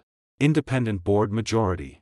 No controlling shareholder removal of the CEO without independent board approval except for defined cause. No change to technical approval policies without lender consent while public project exposure exceeded the agreed threshold. No related party transactions without committee review. Travis read the amendment in silence. Then called me. You knew about this? No. They're basically telling me I own 63% but can't run my own company. No. That's exactly what it says. It says you cannot use shareholder control to bypass the governance the bank is lending against. What's the difference? You still elect directors within the covenant. Independent directors. Yes. I can't fire Rebecca because I don't like her. Correct. I can't rewrite the technical gates. Correct. He laughed bitterly. Then what does 63% buy me? Most of the upside. And? Most of the downside. He did not like that answer. But he did not hang up. The bank says if I refuse, they'll keep the restricted facility and reduce bonding availability next year. That's leverage. You sound impressed. It's effective. Would Dad have signed this? I thought about it. After Bellwether? Yes. Probably. You don't know. No. That was important. Rebirth gave me memory. Not omniscience. I was done putting words in my dead father's mouth simply because they helped my argument.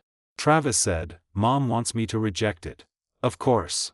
She says I'm giving away the control she fought to get me. What do you think? Silence. Then. I think she still thinks control means nobody can tell me no. That was the first time he had said it himself. What are you going to do? Sign. The governance amendment became effective Friday. Travis kept every one of his shares. No dilution. No forced transfer. No secret clause stripping him of ownership. He simply accepted that keeping the company financed required his control to operate through a structure rather than around it. That afternoon, Bellwether reopened full construction. The supplemental corrosion work had already begun under limited state authorization. Now the main wall sequence resumed. The project was 27 days behind its revised schedule. Not good. Not fatal. Rebecca's first executive decision was to reject a proposed acceleration plan that required 6 consecutive night shifts.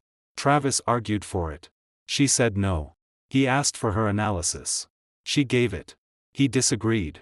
Then stopped. No call to Mom. No shareholder threat. No attempt to find a different answer through me. That might have been the first moment I believed my brother could actually keep what I had helped him inherit. 2 weeks later, the state closed its procurement review. The findings were public.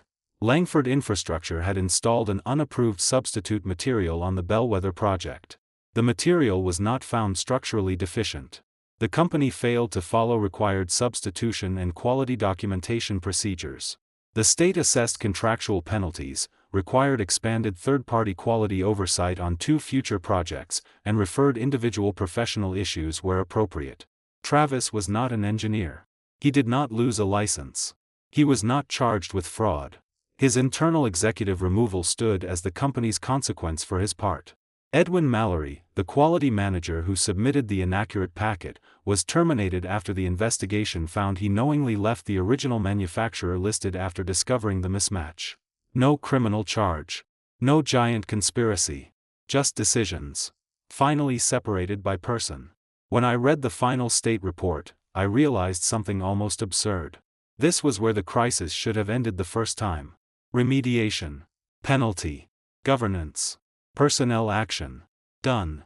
Instead, in my first life, we spent years creating new damage because nobody in my family could tolerate letting the first consequences land where they belonged. I had been the worst offender. I called every sacrifice leadership. Some of it was fear. A month after Rebecca started, Langford Engineering completed its legal separation from the parent. Separate insurance. Separate payroll. Separate IT environment.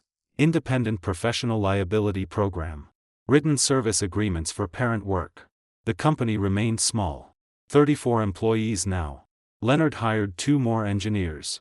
For the first time, our staff could tell Langford Infrastructure no without wondering whether headquarters would call me at dinner. I liked that more than I expected. Then Travis made one last offer. He came to my office on a Thursday evening carrying no papers. That was already an improvement. Rebecca wants a chief technical strategy advisor on the board side. No. I haven't finished. You don't have to. He sat down. Not operations. No. Not certifications. No. Quarterly project review. No. He stared at me. You really are gone. Yes. 18% says otherwise. As an investor. He looked around the small office. You'd rather do this? Yes. 34 people? Yes. No private jet. We never had a private jet. Dad talked about one. Dad talked about buying lots of stupid things. Travis laughed. Then his face became serious. I thought you left because you wanted me to fail. I know. Now I think you left because you thought staying would make me fail differently. That was closer than anything I had told him. If I came back every time you hit a problem, what would you learn? That you're useful. Exactly. He smiled. Then nodded. No advisor role. No. Fine. He stood. At the door, he stopped. I'm keeping the shares. I know. Even if the bank covenant annoys me. Good. Even if Rebecca tells me no. That one may take practice. He gave me a look. Then said, I understand why Dad gave them to you. Not why Dad loved me. Not why I was better. Why he gave me control. Those were different things. I said, understanding it doesn't mean he was right forever. Travis looked surprised. You think he could have given them to me? Eventually. That answer seemed to hurt and help at the same time. What would I have had to do?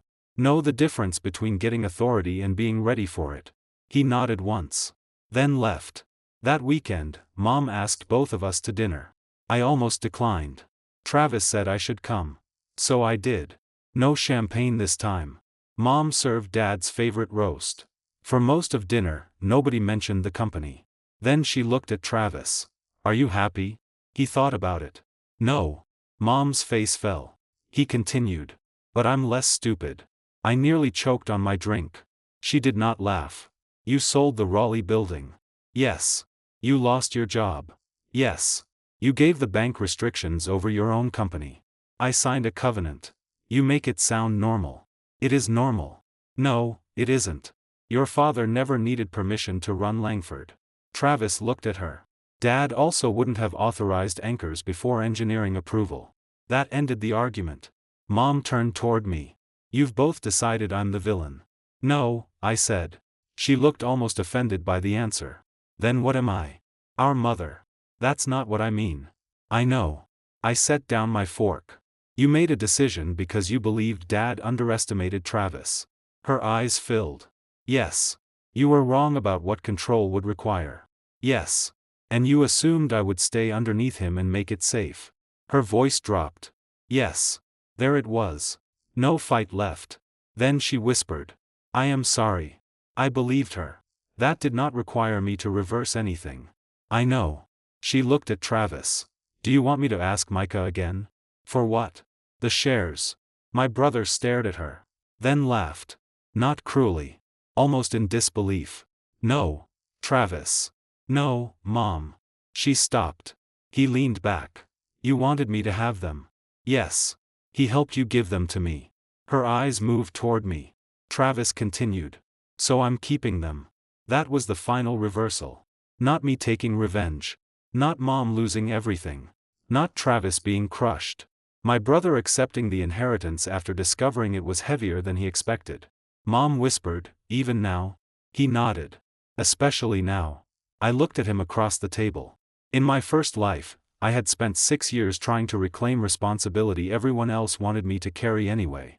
In this one, I had done the opposite. I helped them put the control exactly where they insisted it belonged. Then I stepped away before responsibility could slide quietly back onto me. The company survived. My brother paid for his mistakes. My mother finally understood the bargain she had made. And for the first time in either life, none of them were asking me to sign for it. Bellwether opened to traffic 11 months after my father died. I did not attend the ribbon cutting. That surprised everyone except me.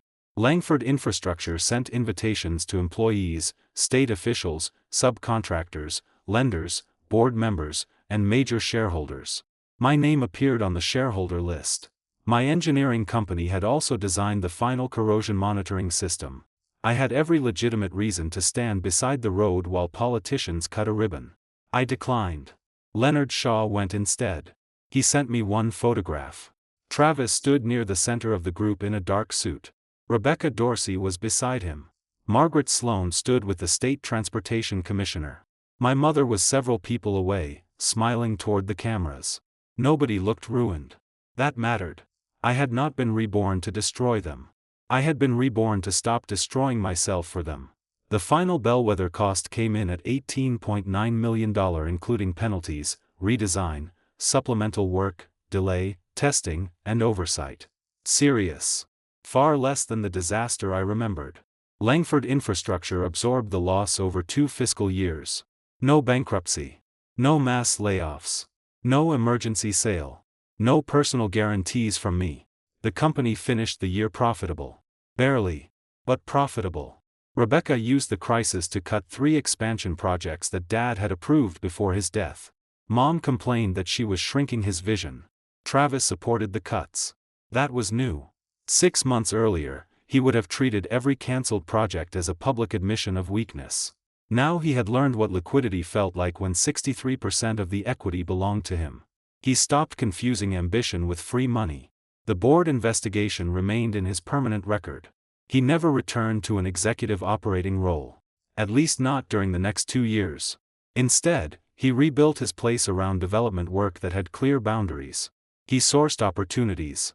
Built relationships. Worked with Rebecca on acquisitions.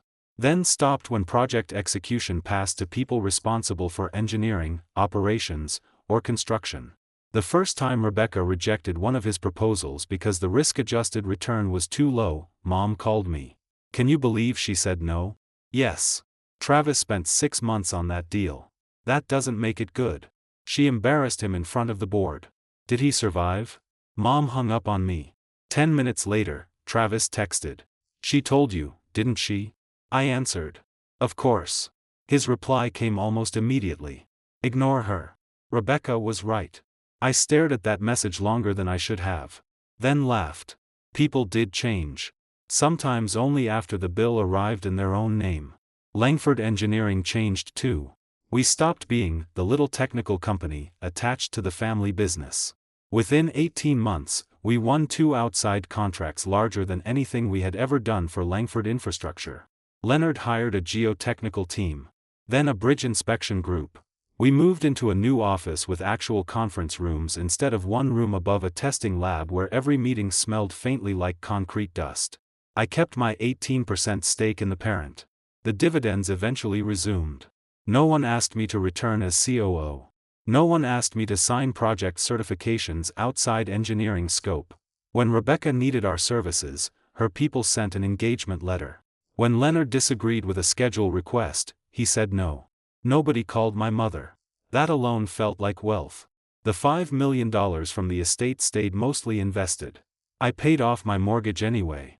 Not because I feared the bank. Because in my first life, I had watched that house disappear into a rescue plan for problems I had not created. The day the final payoff cleared, I stood in the kitchen holding the confirmation letter. Nothing dramatic happened. No music. No family apology. Just a house that could no longer become emergency collateral because somebody else had made a bad procurement decision. I put the letter in a drawer.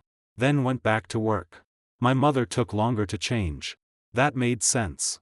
For her, admitting the inheritance decision had been wrong meant admitting she had understood part of Dad's reasoning and overruled it anyway. She had done it out of love. That did not make the realization easier. For months, she kept finding smaller versions of the same argument.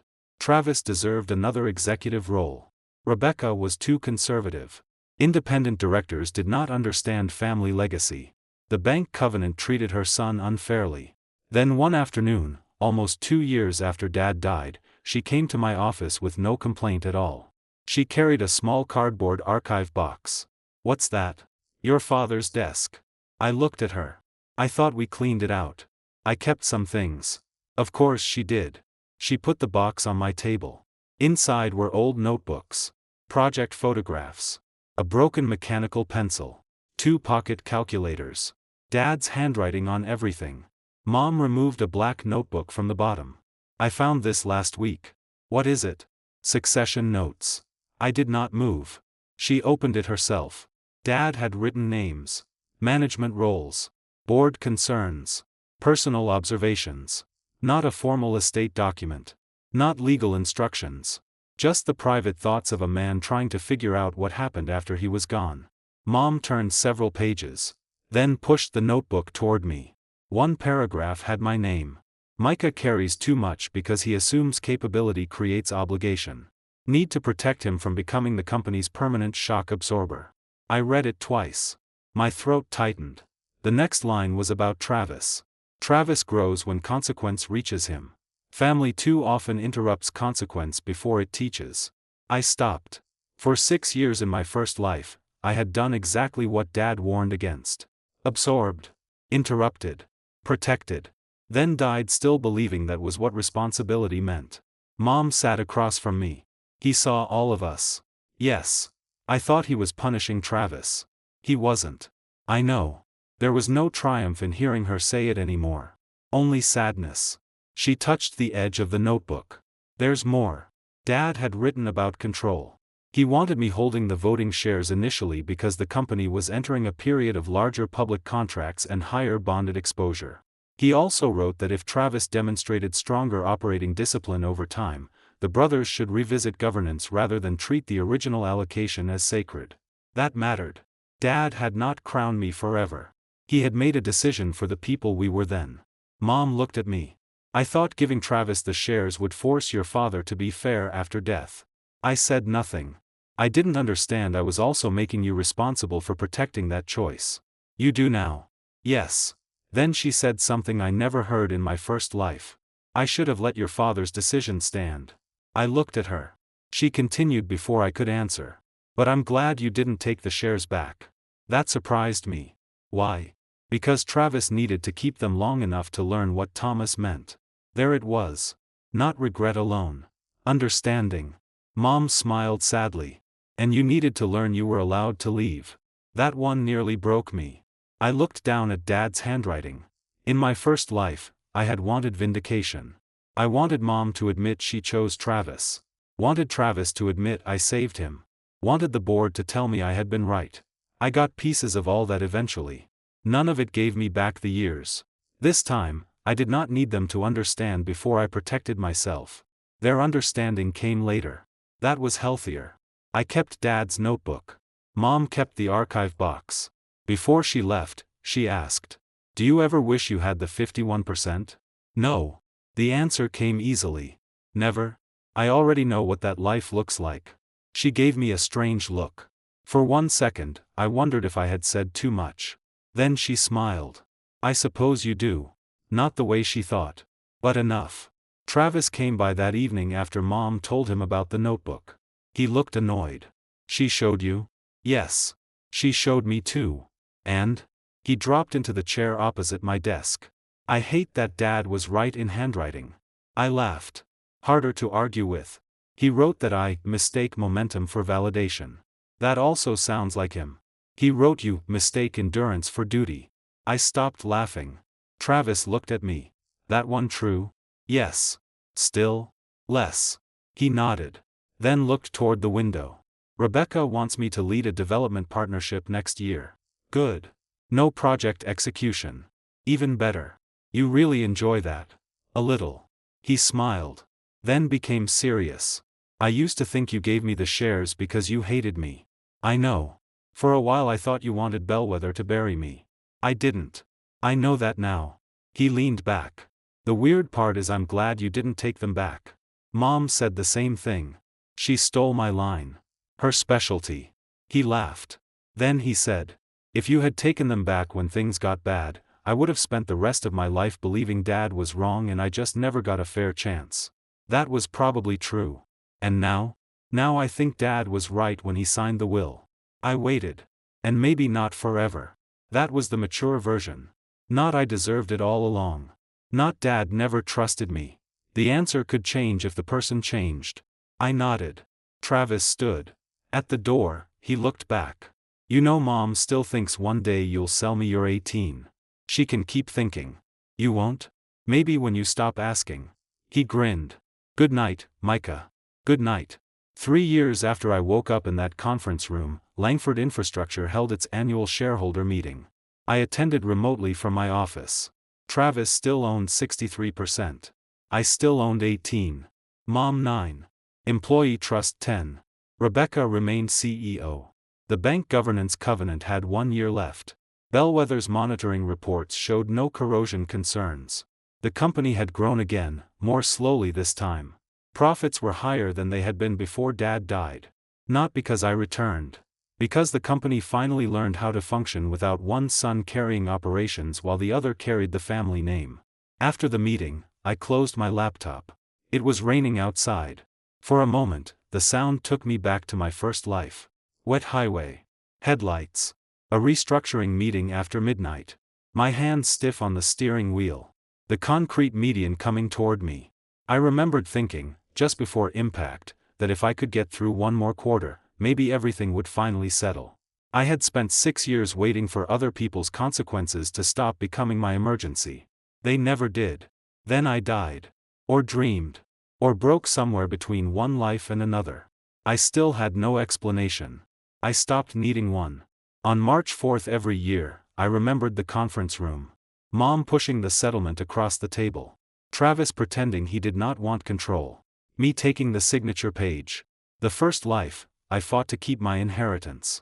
The second, I helped them take it. That was the decision that looked like surrender to everyone in the room. It became the first thing I had ever done entirely for myself. I kept the engineering company. My license. My house. My savings. My name off certifications I had not earned the right to sign.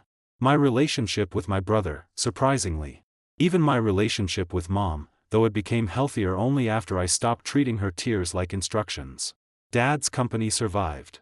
Travis kept the shares. Nobody went to prison. Nobody lost everything. That was not the revenge I would have imagined when I first woke up. It was better. Because the second time around, I did not need my family destroyed to prove they had been wrong. I only needed their choices to stay with them. And mine to stay with me. The first life taught me how expensive it was to inherit responsibility for everyone. The second taught me something simpler. An inheritance was not whatever name appeared beside the largest number of shares. It was whatever future you agreed to carry after the papers were signed. This time, I chose mine. That's all for today. Remember to subscribe and support us.